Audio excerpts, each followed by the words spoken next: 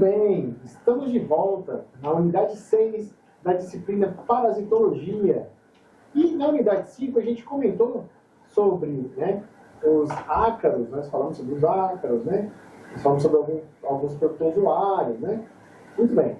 Então nós vamos falar agora sobre os helmintos, né? Vamos falar sobre o estudo dos helmintos, né? Ou vermes, tá?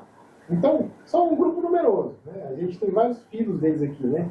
Tem os de maiores importâncias, né?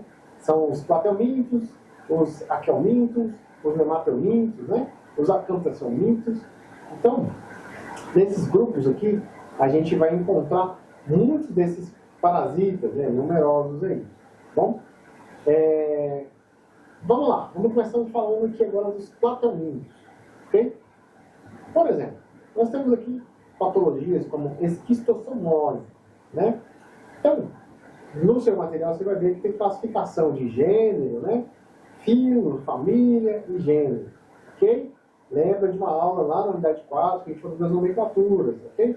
Qual o gênero dele aqui? O gênero é esquistossoma, né? Então, são 3 espécies, né, desta patologia aqui que infectam, né? Que podem infectar um ser humano. Por exemplo, esquistossoma, né? Aeometóbio, causador da esquistossomose vesical, né? Encontrado lá na África, Oriente Médio, né? Então, eles põem ovos ali, espiculados, né? E eliminados pela urina, tá?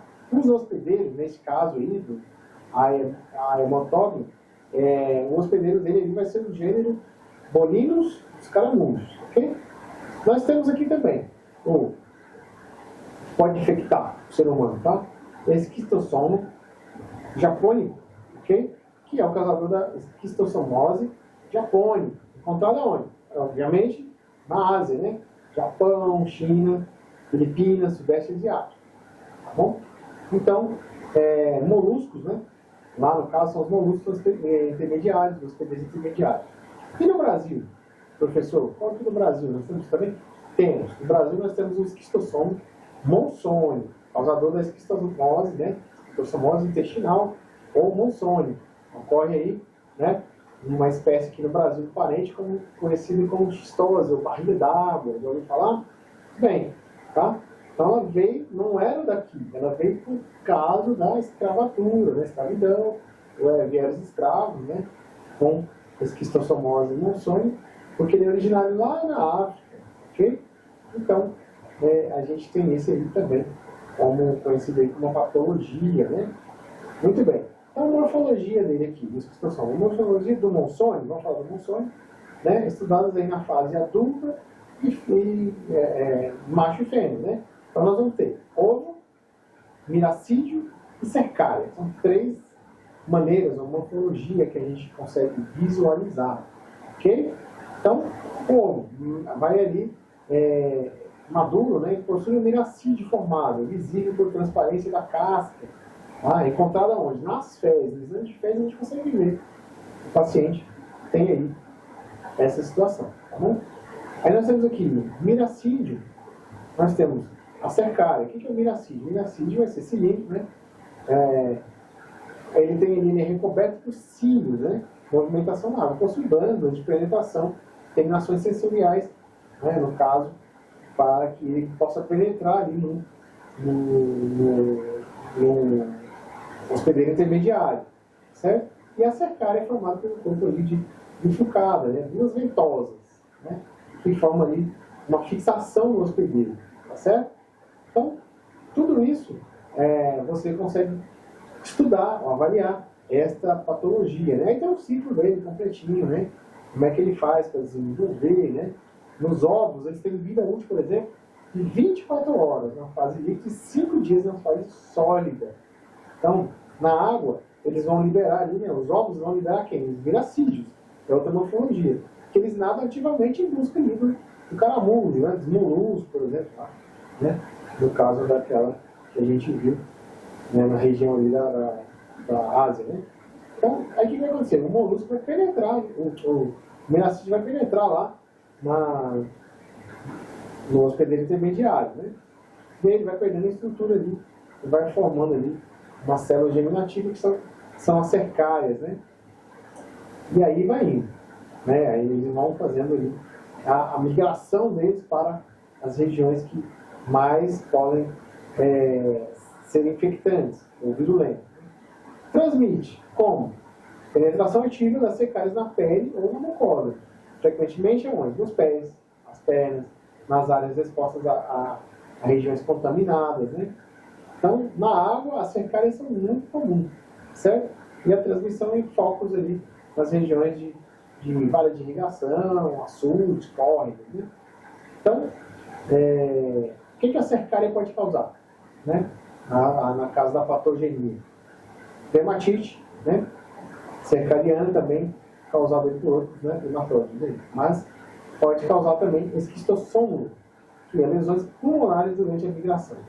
E os vermes adultos ali vão geralmente, né, não vão causar lesões, porque eles estão já atrapalhando, na verdade, o consumo do hospedeiro. Porque lembra que eles vão lá para formar um tapetamento ali, né, das estruturas, né? E aí vão causar ali dificuldade da glicose, né, e do ferro, da captação de glicose e de ferro, né? Então, veja, nós temos várias fases, aguda, crônica, diagnóstico. Clínico, né? Diagnóstico clínico. Levar em conta que a anamnese do hábito do paciente está. E parasitológico de fezes. É um exame muito importante. Tá? Ele vai detectar com certeza se o paciente tem ou não ali esquistossoma ou moção nele. Tá certo? Então, veja, esse é um exemplo de uma patologia que eu estou trazendo para você aqui. Outra tem grande importância, né? Tem a teníase, né? Que também é de grande importância, né? Ascaridíase, é outra doença importante. O seu material tem todas essas doenças, né? Esses parasitas aí. Outro importante aqui é ancilostomose, ou necatorose, ou larva de Gans, tá? É a família dos ancilostomídeos, né? Então, nós temos aqui ancilostoma duodenalis, né? Que é uma situação do velho mundo, né? Regiões ali tropicais tem esse aqui, tá bom? E o Necator americanus, que é uma família importante também, de ancilostomas, ok? Então, a mesma coisa, diagnóstico parasitológico de fezes é um diagnóstico importante aqui, tá? E tem, dentre outras patologias, eu estou acompanhando aqui, você pode acompanhar esse material também, porque às vezes eu estou olhando aqui, para facilitar até você encontrar aí, eu estou falando uma sequência, tá bom? Para que você possa acompanhar esse material. Tem as enterobioses, eu queria destacar aqui as enterobioses, né? Então, enterobiose aqui, causadas por quais agentes que causam enterobiose? Enteróbios verniculares, popularmente como oxiúrios, né? Oxiúrios, perdão, melhor dizendo, né? Tem oxiúrios, ele é importante, tá?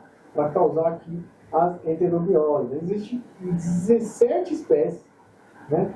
Todas parasitas primárias, mas apenas uma delas, que é o enteróbios verniculares, que consegue infectar o homem, atingir o homem, né? Então, aí tem, né? Ele vai ter o ovo dele, né? Vai ter um ciclo monoxênico, né? E a gente vai ver que os ovos são liberados, né? Em poucas horas são ingeridos pelo hospedeiro, tá? Então, no intestino delgado, as larvas vão fazer eclosão e vão mudar ali, né, a fase dela ali, ok? Então, como é que transmite? Infecção, ovos, né, presentes na poeira, alimentos atingem o novo hospedeiro, né, que é uma heteroinfecção, ou uma infecção indireta, ovos presentes na poeira atingem o mesmo hospedeiro que o eliminou. Ou autoinfecção externa, criança leva, né, ovos da região perianal na boca, causando ali uma cronicidade da doença, ou seja, vira um ciclo. Então, aquela criança, né, em algumas regiões do país ainda, é possível detectar isso, né, óculos.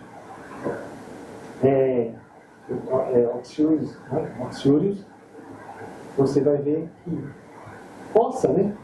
A criança coça ali a região anal, e aí acaba, de alguma maneira, ela vai ingerir de novo, né? Ela vai causar ali né, uma reinfecção, aí fica uma cronicidade.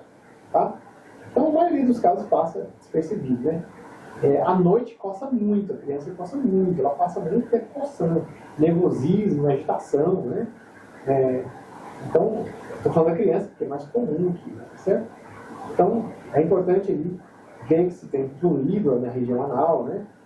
Fluido anal noturno ou contínuo, e aí o exame de fezes aqui não é tão eficaz. O método mais indicado aqui é fazer uma fita tomada, né, para coletar essa região ali. Então, tem outras patologias, filarioses, né, por exemplo, que estão aqui nesta gama de informações para que você entenda um pouquinho mais sobre isso. Então, nessa parte 7, eu citei para você aqui, né, alguns exemplos de doenças causadas por os principais parasitas. Tá certo? Então, pesquise no seu material. De novo, fica a dica para você entrar lá no material chamado Pesquisar, no próprio Google. Aí. Pode pesquisar. Tem um Atlas, que é válido, da Universidade Federal Fluminense, se não me engano, que tem todos esses detalhes. Você vai lá em Almínicos, por exemplo, que é o tema da unidade 6. Você vai ver tudo isso detalhado, com figuras, exposições de testes laboratoriais, com imagens, inclusive precisas. Tá bom? Então, esta foi a nossa unidade 6. Espero que você tenha acompanhado esse material e nos vemos em breve.